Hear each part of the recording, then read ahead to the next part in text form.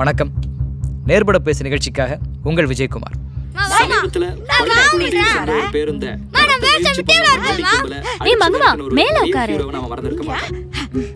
அவர் வேறு யாரும் அல்ல, வேலுச்சாமி என்கிற ஒரு எக்ஸ் மிலிட்ரி மேன்.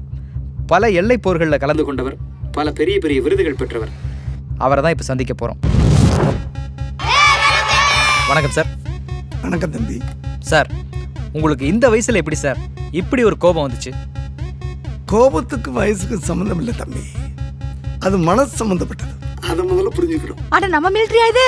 கோபம்ன்றது கோட்டு சூட்டு போட்டு என்ன மாத்திக்குது, நான் மாத்திக்கணும், சோக்காக்குதுல. உங்க கோபம் நியாயமானது.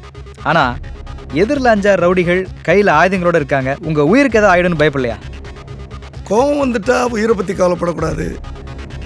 உயிரை பத்தி கவலைப்பட்டா கோபமே வராது.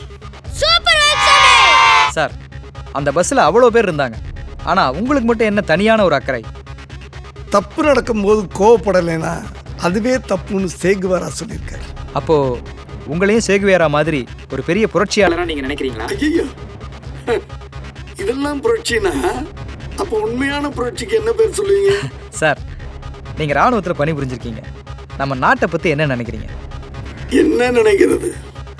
எல்லையில் இருக்க இராணுவ வீரர்கள்லாம் நாட்டை காப்பாற்றுறதுக்காக உயிரை கொடுத்துக்கிட்டு இருக்காங்க. இங்கே உள்ள என்ன நடக்குதுன்னா நாட்டை விலை பேசி வித்துக்கிட்டு இருக்காங்க. அசிங்கமா இருக்கு. எங்கள் நேயர்களுக்கு என்ன சொல்ல விரும்புகிறீங்க? தம்பி, எனக்கு டாக்டர் அப்துல் கலாம்னா ரொம்ப பிடிக்கும். பிறக்கலாம், நிற்கலாம், நடக்கலாம், உறங்கலாம், இறக்கலாம் என்றிருந்த இளைஞர்களை விழிக்கலாம், உழைக்கலாம், ஜெயிக்கலாம் என்று கலாம் கண்ட கனவை இளைஞர்கள் எல்லாம் நிறைவேற்றணும். நானும் கனவு காண்றேன். Wow, super message. இதே போல அது என்ன மசாஜன், எனக்கு ஒன்றும் புரியல. என்ன அங்கிள், இன்டர்வியூ சூப்பராக இருந்துச்சுல்ல? சூப்பராகுது, மண்ணாங்கட்டியா ரொம்ப ஓவராக இருந்துச்சு. என்ன ஓவராக இருந்துச்சு? பின்ன என்ன, நான் இன்னும் இமாலய சாதனை பண்ணிட்ட மாதிரி என்னை டிவி ஸ்டேஷனில் உட்கார வச்சுட்டு கேள்வி மேலே கேள்வி கேட்குறேன். அப்படி என்னதான் கழிச்சிட்டேன்? அங்கிள், நம்ம நாட்டில் ரோட்டில் தீய சக்திகளுடைய அராஜகம் ரொம்ப அதிகமாகி போச்சு. அந்த தீய சக்திகளெல்லாம் அழிக்கிறதுக்கு தீப்பந்தத்தோடு தான் வரணும்னு அவசியம் இல்லை. உங்களை மாதிரி சின்ன தீக்குச்சி கழிச்சாலே போதும். அதுவே நல்ல ஆரம்பம் தானே. இந்த காரியத்தை நீங்கள் ரொம்ப தைரியமாக செஞ்சுருக்கீங்க.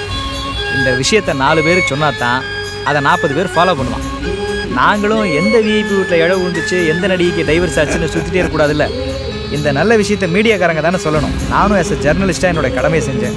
நீங்கள் ஓவராக ஃபீல் பண்ணாலும் யூத் மத்தியில் இது எப்படி பற்றிக்குதுன்னு மட்டும் பாருங்கள். அம்மா, இங்க பாத்தியா, நான் ஆரம்பிச்சு வச்சேன். இப்போ ஃபேஸ்புக்கு, ட்விட்டர்னு எத்தனை லைக்ஸ், எத்தனை கமெண்ட்ஸ். சாதாரண ஆளை பாப்புலர் ஃபிகர் ஆக்கிட்ட பாத்தியா? உனக்கு எத்தனை வாட்டி சொல்றது, சாப்பிடும்போது லேப்டாப் செல்போனை நோண்டாதானே வச்சுட்டு சாப்பிடும்போது. உனக்கு என்னமா தெரியும்? இந்த அங்கிள் மட்டும் இல்லைனா பஸ்ல எனக்கு என்ன ஆயிருக்குன்னே தெரியாது. அதான் இந்த நல்ல விஷயத்தை என் ஃப்ரெண்ட்ஸ்க்குலாம் ஷேர் பண்ணேன்.